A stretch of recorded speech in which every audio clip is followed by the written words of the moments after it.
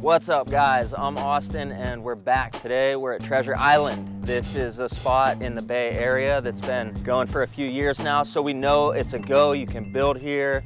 It's not gonna get torn out anytime soon. So today we're gonna build a pretty long spine. This episode we're getting a little more intricate, so you're gonna need like a bigger group of your homies. Maybe you're gonna have to get some of your dad's tools. We'll go over all this stuff. Step one is the same as it always has been. Establish your location. Get together with your friends now and decide, what do you want to use for coping? We found an old light pole that we decided we could salvage, but you can use parking blocks. You could use any sort of like steel tubing that you find. Now that we've established that we're gonna use this light post as our coping, you're gonna wanna cut this thing down to length. We chose 16 feet as being a good length because it works out with the flow of this spot. In order to cut this thing, we had to bring a generator. We brought some extension cords. We had a grinder with a metal cutting wheel on it. We chopped off both ends down to 16 feet. Shave the edges so you don't cut your hands, and other than that, you're pretty much good to go with the first step. Step two is setting up your coping.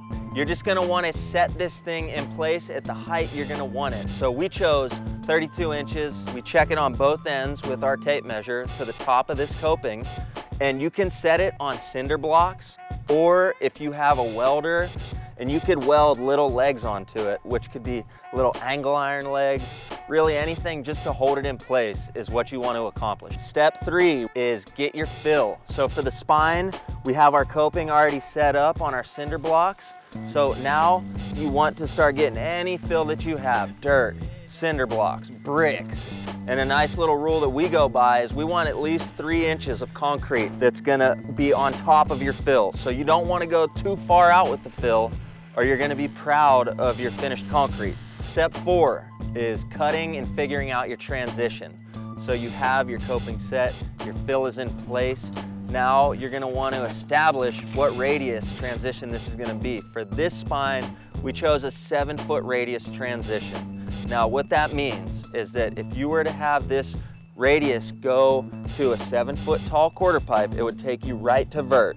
So imagine at 3.5 feet, it's a really mellow, fun, playful spine. So what you want to do is just measure out a piece of wood or something that's pretty sturdy. You could even use a tape measure, but for now we're going to use a 2x4. We cut this thing down at 7 feet. You want to line up your edge of your wood with the edge of your plywood. Have your friend hold it on the other end so it doesn't move. And then you're just going to take this pencil to the edge of your 2x4 and you're just going to walk it, scribing that along the way. This is gonna be our finished concrete. This is what we're gonna use to screed, to check everything. What we did here on this obstacle at this specific location, we cut into the ground to finish our concrete to the existing ground. So in our past episodes, we've just been using Ardex, which is completely fine. You could still do that with this obstacle if you wanted to. It's preference at this spot, and that's how the rest of the obstacles are made. We're gonna show you this technique just so you know. So you're gonna take your 7-foot radius from your coping, you're gonna let it carry all the way down to the ground, take a 2x4 and scribe it with a pencil. So we're gonna cut this concrete out, but you're gonna wanna buy a diamond blade, which cuts concrete. And we're gonna cut in 2.5, 3 inches deep, and we're gonna chip that out about a foot into our obstacle. Now all this gives us is enough room to finish our concrete. It has some room to live here, and it could just finish right to the existing ground. We're just using little roto hammers. Make sure you have maybe 1 or 2 of your boys chipping this concrete out, and at the same time, somebody is cleaning this. They're taking all these broken up chunks and they're using it as fill. The next step, and this is kind of the final step before you're pouring your concrete, is you want to tie your rebar. This rebar is just going to help strengthen your obstacle from breaking or cracking. Rebar is really good to just hold and tie everything together. And we're pretty much ready to pour this thing. We got mega fucking spoiled, so we got a little budget today. This obstacle calculated to be about 3 yards of concrete, and that would be like 135 bags of concrete.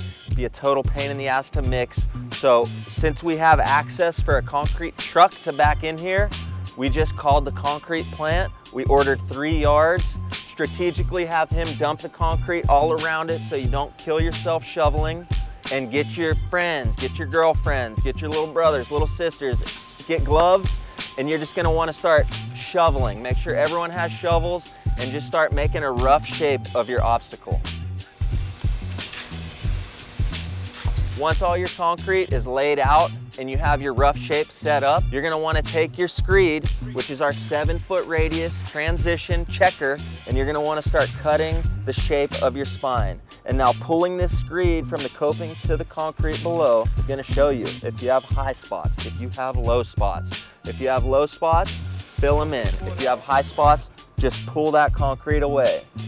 Okay, so once your obstacle is screeded out, now we're just gonna go through the steps that we've gone over every episode before. You're gonna start hitting it with wood, you're gonna scrub it. As it begins to set up, you're gonna hit it with some steel. You're gonna wanna seal it up. And just as time goes on and your concrete's getting harder, you're just gonna wanna keep troweling it.